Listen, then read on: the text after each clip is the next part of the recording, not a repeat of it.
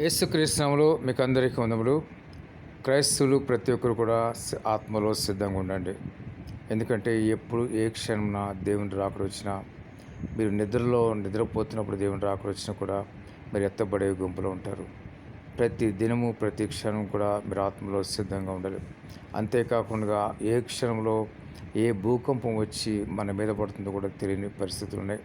భూకంపం గురించి ముందుగా మరి తెలుసుకునేటువంటి పరిజ్ఞానం ఎవరికి కూడా లేదు. కాబట్టి ప్రతి ఒక్కరు జ్ఞాపకం చేసుకోండి. అంత్య దినాలు ఉంటున్నాం, భయంకర భూకంపం సంభవించే దినాలు. ప్రత్యేకంగా ఫ్లాట్స్లో ఉండి మరింత జాగ్రత్తగా ఉండి మెలుగుకోండి, ప్రార్థన చేయండి. ఎందుకంటే దేవుడు మేము తప్పించాలి, కాపాడాలంటే మెలుగుకోండి, ప్రార్థన చేయాలి. అదొకటే కాదు, ప్రతి ఒక్కరూ ఆత్మలో సిద్ధంగా ఉండండి. మీ పిల్లలకు కూడా చెప్పండి, మీ పిల్లలను కూడా ఆత్మలో మీరు సిద్ధపరచండి. ప్రతిదినము మీ ఇంట్లో కుటుంబ ప్రార్థన తప్పక విడుగా ప్రతిదిన కుటుంబ ప్రార్థన చేసుకోండి. కుటుంబ ప్రార్థన చేసిన ప్రతి ఒక్కరు కూడా, కుటుంబంలో ప్రతి వ్యక్తి కూడా కొద్ది సమయమైనా తీసుకుని ప్రార్థన చేయండి. ఎందుకంటే అంత్య దినాలు ఉంటున్నాం, దేవుని యొక్క రాకడ సమీప దినాల్లో ఉంటున్నాం. కాబట్టి సిద్ధపడవలసిన అవసరం ఎంత ఉన్నది. సిద్ధపాటు లేకుండా, ఆత్మలో సిద్ధం లేకుండా పరలోక రాజ్యానికి ఎవరు కూడా చేరుకోలేరు. ఇది చాలా ప్రాముఖ్యమైనది. దేవుని యొక్క రాకడ సమయంలో ఎత్తబడటం చాలా ప్రాముఖ్యమైనది. ఎందుకంటే యుగాలు కూడా మరి పరిశుద్ధ పట్టణంలో మనం జీవిస్తాం ఎత్తబడితే.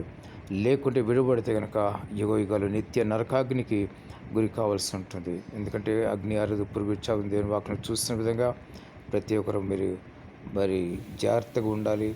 ఏమాత్రం కూడా విడిచిపెట్టబడకుండా మరి పరిశుద్ధ పట్టణంలో చేరటానికి కావాల్సిన అర్హతలు ఉంటేనే మరి దేవుడి పరిశుద్ధ పట్టణంలోకి వెళ్ళగలుగుతారు. పరిశుద్ధంగా లేకుండా ఎవరు కూడా పరిశుద్ధ పట్టణంలోకి చేరుకోలేరు. ప్రతి ఒక్కరు జ్ఞాపకం చేసుకోండి, సిద్ధంగా ఉండండి, ప్రార్థన బాగా చేసుకోండి. మీరు ఎంత ప్రార్థన చేసుకుంటే అంత మంచిది. వేసవకాలంలో దాహమైనప్పుడు నీళ్లు ఎంత తాగితే ఎంత దాహం తీరుతుందో అంత మీకు దాహం తీరగా మీరు ప్రార్థన చేసుకోండి. ఈ ప్రార్థన ఎలా ఉండాలంటే మీలో ఉన్న భారం అంతా, చింత అంతా బయటికి వెళ్ళగొట్టాలి ప్రార్థన ద్వారా. ప్రార్థన చేస్తే అంత భారం, చింత, దిగులు అన్నీ కూడా మీ హృదయం నుంచి బయటకు వెళ్ళిపోయి మీకు ఆత్మ చాలా తేలిగ్గా ఉంటుంది. మీరు చాలా తేలిగ్గా ఫీల్ అవుతారు, చాలా సంతోషంగా ఉంటారు. ప్రతి ఒక్కరు ప్రార్థన చేయండి, మీరు ఖచ్చితంగా పరలోక రాజ్యానికి అర్హులవుతారు. దేవుడి మాటలు దీవించి ఆశించుగాక. ఆమేన్.